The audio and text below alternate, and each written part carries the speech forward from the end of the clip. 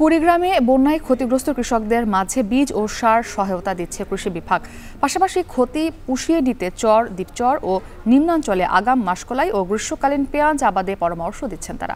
সদর উপজেলা পরিষদ মিলনায়তন থেকে এ নিয়ে বিস্তারিত জানিয়েছেন মমিনুল ইসলাম মঞ্জু। কুড়িগ্রামের চর, দ্বীপচর এবং নিম্নাঞ্চলের অনেক এলাকা থেকে বন্যার পানি এখন পুরোপুরিভাবে সরে যায়, যার ফলে ওইসব অঞ্চলের কৃষকরা কিন্তু এবার রোপা এবং আবাদ করতে পারছেন না। এই পরিস্থিতিতে তারা যাতে ক্ষতিগ্রস্ত না হন, এজন্য স্থানীয় কৃষি বিভাগ পানি সরে যাওয়ার সাথে সাথে মাসকলাই এবং গ্রীষ্মকালীন পেঁয়াজ আবাদের জন্য কৃষকদের পরামর্শ দিচ্ছে। শুধু পরামর্শই নয়, তারা কিন্তু প্রণোদনাও দিচ্ছেন। জেলার 2100 কৃষককে এই প্রণোদনার আওতায় আনা হয়েছে। এর মধ্যে 1500 জন কৃষককে 5 কেজি করে মাসকলাই এবং 15 কেজি করে ডিএপি এবং এমওপি সার দেওয়া হচ্ছে।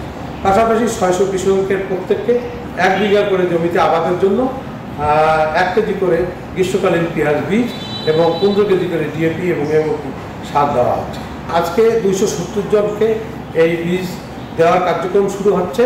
তো এখানে কিন্তু 200 জনকে মাসকলাই বীজ দেওয়া হবে এবং 70 জনকে বীজ দেওয়া হবে। তার মধ্যে এখন বিতরণ হবে শুধু মাসকলাই বীজ।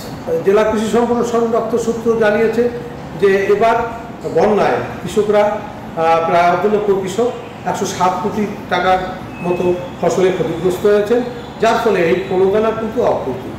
পাশাপাশি তারা বলছেন যে আরও কিছু প্রণোদনা দেওয়া হলে কৃষকরা উপকৃত হতেন। এই ছিল কুড়িগ্রামের প্রণোদনার সার বীজ বিতরণ এবং আমন আবাদের সর্বশেষ তথ্য।